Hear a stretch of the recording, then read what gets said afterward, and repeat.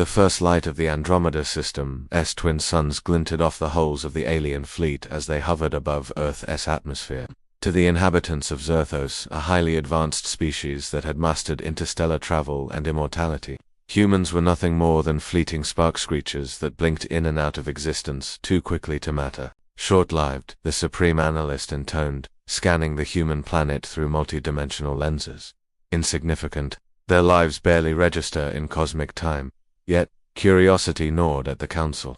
They had observed hundreds of civilizations across galaxies, yet Earth had something unusual. Unlike most life forms whose productivity matched their lifespan, humans seemed to cram astonishing complexity into a span that, by Zyrthosian standards, was laughably brief. Dr. Vera, a historian of alien kind, highlighted a series of human archives. Observe their achievements, she said.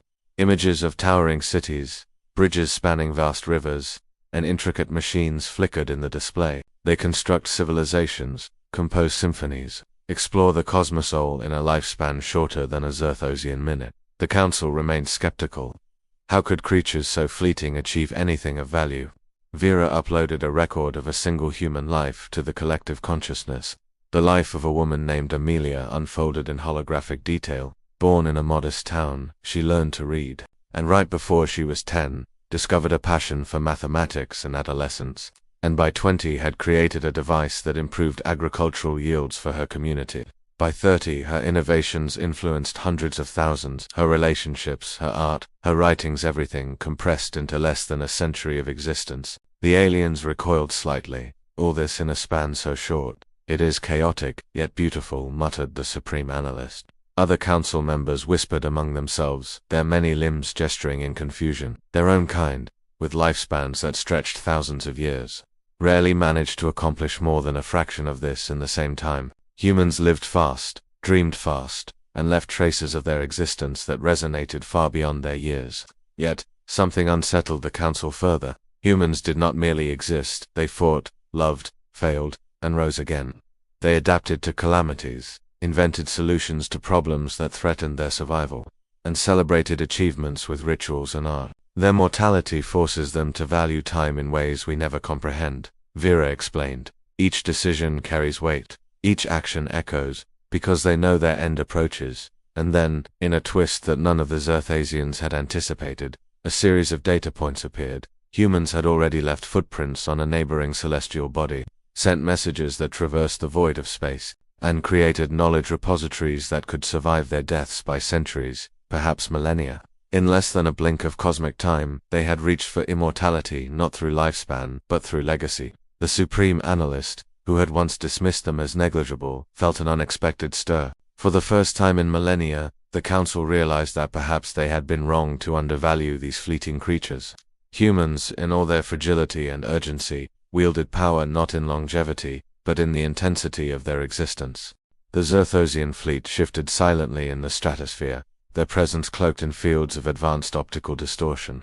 The Council had decreed a closer observation of Earth, not to interfere yet, not to underestimate. What they saw astonished them almost immediately. In a sprawling human city that stretched like a living organism, millions of creatures bustled about, each seeming insignificant on its own. But as the aliens focused, patterns emerged. Humans collaborated in unpredictable ways, combining talents, ideas, and passions, creating outcomes that no single individual could have achieved. Entire structures of thought and culture sprang up from fleeting lifespans, defying the Zyrthosians' expectation of temporal limitation. They watched a scientist named Dr. Rajan, who had dedicated his short existence to decoding a genetic anomaly threatening crops across continents. In what the Zyrthosians would consider a fraction of a lifetime, he had traveled the world, studied countless experiments, failed countless times, yet persisted relentlessly.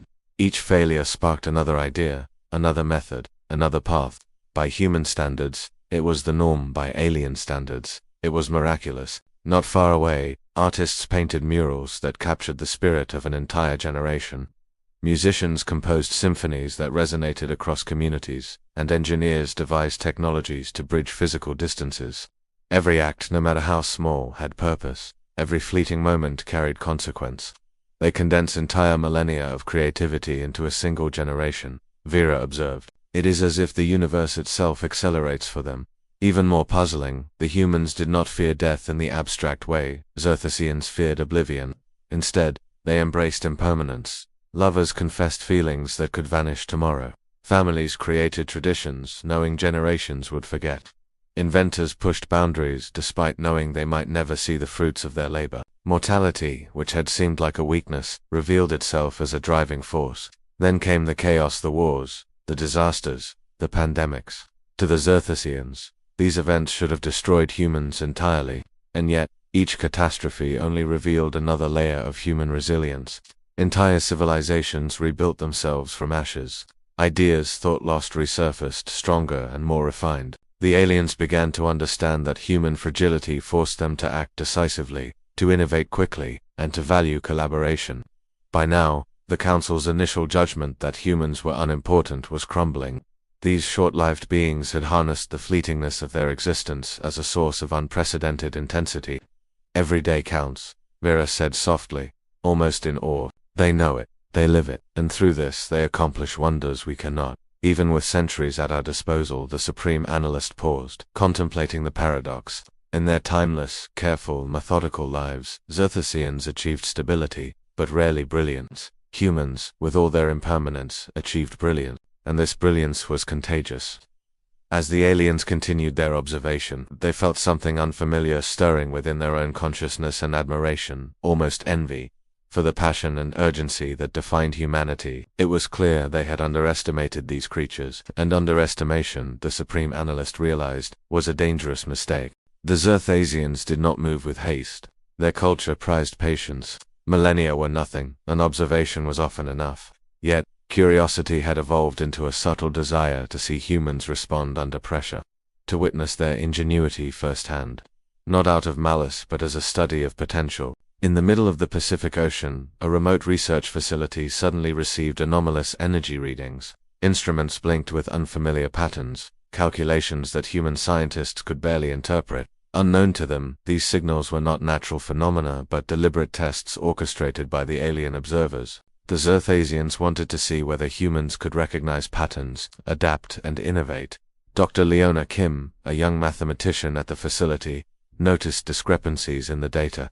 Night after night, she and her team worked tirelessly, trying to decode the anomaly. At first, their calculations failed, confusion mounting with each attempt. But the Zyrthosians had anticipated this. They understood that frustration often bred creativity in humans. And so, a breakthrough occurred. Leona discovered a sequence buried within the anomalies, a message that seemed almost designed to challenge cognition. Her heart pounded as she presented her findings to her colleagues. Through trial and error, debates, and endless testing, the team constructed a model that not only predicted the signals but transformed them into usable technology, an energy-efficient communication system that could transmit across continents. The Zyrthosians observed silently, intrigued. Humans had not only solved the puzzle, but improved upon it, demonstrating adaptability, collaboration, and the unpredictable creativity that characterized their species. Remarkable, Vera whispered. They do not simply react, they evolve solutions beyond the constraints we perceive. Across the globe, similar incidents unfolded. Engineers repaired bridges under conditions that defied logic. Artists interpreted complex codes into profound cultural statements. And medical researchers solved crises that, in theory, should have overwhelmed them. Every challenge, every anomaly placed by the aliens, revealed the human ability to compress decades of thought into months, weeks, even days. What the Zyrthosians had initially considered a limitation, the brevity of human life, was now clearly a catalyst. Humans did not have the luxury of indefinite contemplation. Instead, they acted decisively, experimented rapidly, failed publicly, and adapted immediately. Mortality forced focus, urgency, and courage in ways the Zyrthosians, with their long lifespans, could scarcely comprehend. And yet, as the aliens observed, a subtle paradox emerged. While humans were brilliant and resilient, they were unpredictable. The Council could not anticipate the outcome of human decisions, nor the consequences of their innovations. Chaos, it seemed, was not a weakness but a wellspring of ingenuity. Every problem, every challenge, every fleeting life was a spark, small, fragile, but capable of igniting wonders. The Supreme Analyst, who had once scoffed at human fragility, felt a sense of unease mingled with admiration. The humans, in all their impermanence, were shaping a future that no immortal could fully control or foresee, and perhaps, the analysts thought, this unpredictability, the beautiful chaos, was what made them truly extraordinary. For the first time, the council debated a radical idea. What if humans were not just insignificant sparks, but catalysts in a galaxy-wide equation that even the Zyrthosians could not solve? The council convened in the luminous chamber of their flagship, a structure that shimmered like liquid light. For the first time in millennia, a debate raged not over conquest or exploration, but over morality. Humanity, these fragile, short-lived creatures, had captivated the Zyrthosians. Their achievements were staggering, their resilience confounding, and their creativity unpredictable. We cannot simply observe anymore, argued Vera, her multiple limbs gesturing with urgency. We have seen what humans can do under pressure, how they can innovate, create, and survive. But we have also seen their self-destruction wars, environmental collapse, pandemics. If left unchecked, they may annihilate themselves before realizing their full potential. The supreme analyst, usually composed and unflinching, leaned forward. Intervention carries risks. To guide them, to alter their path, even subtly, would violate the prime directive of non-interference, yet to do nothing could allow extinction. For a species capable of brilliance, far beyond its fleeting lifespan, it is a paradox. Other council members whispered anxiously. Some favored intervention, reasoning that such a unique species might have effects rippling far beyond Earth, shaping galactic futures in ways they could not yet measure.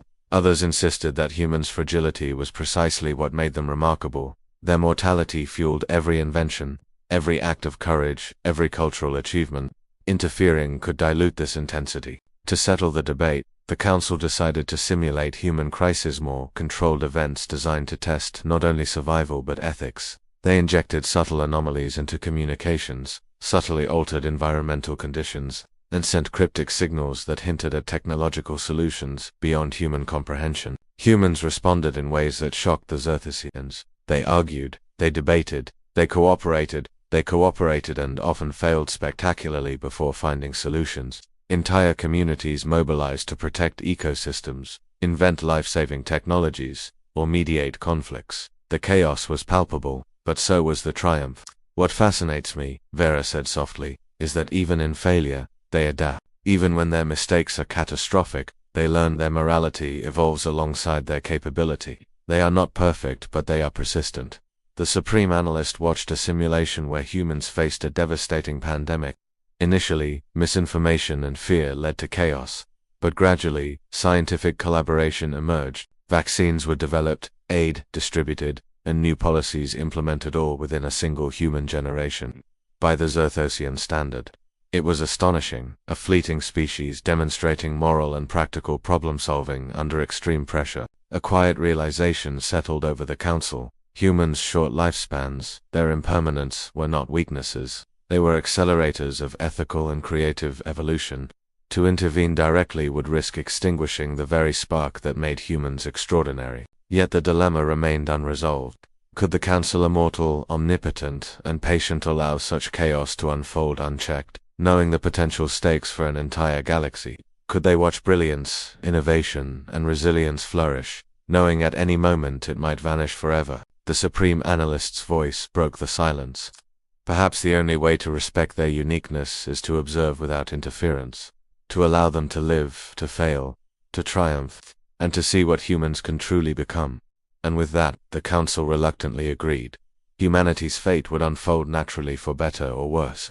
Months of observation had passed, and the Zyrthosians began to notice patterns that no single human lifespan could have revealed, patterns that transcended continents and even, potentially, planets.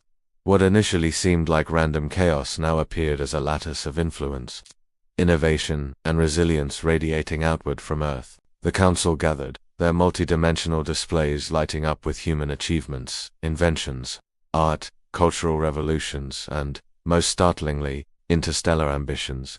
Humans were not merely reacting to crises, they were reaching. They sent robotic explorers beyond their moon, launched probes to distant planets, and captured fragments of cosmic knowledge. With each generation, their ambition compounded.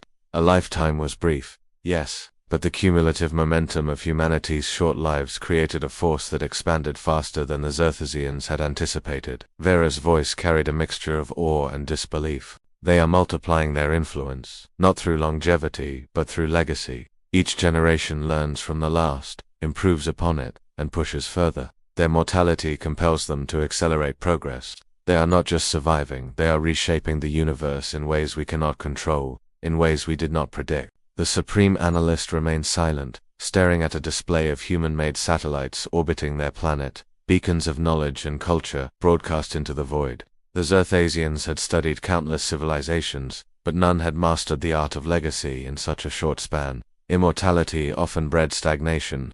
Humans, though fleeting, created momentum that no lifespan limitation could contain. Then came the subtle signals humanity's whispers into the cosmos. Messages encoded in radio waves, mathematical patterns, and art, sent intentionally into the void. They were invitations, challenges, and sometimes cries for help. The Zyrthosians realized that humanity was not only ambitious but aware of its place in the larger universe. Despite impermanence, humans sought connection, understanding, and impact far beyond their years. Some council members argued that humans were reckless, that their rapid expansion and unpredictability might threaten galactic stability. But Vera countered with quiet conviction. They are reckless because they care. Their passion, their urgency, their willingness to take risks, that is the source of their influence. And it is precisely because their lives are brief that they choose to act. They do not wait for millennia to plan, they act now.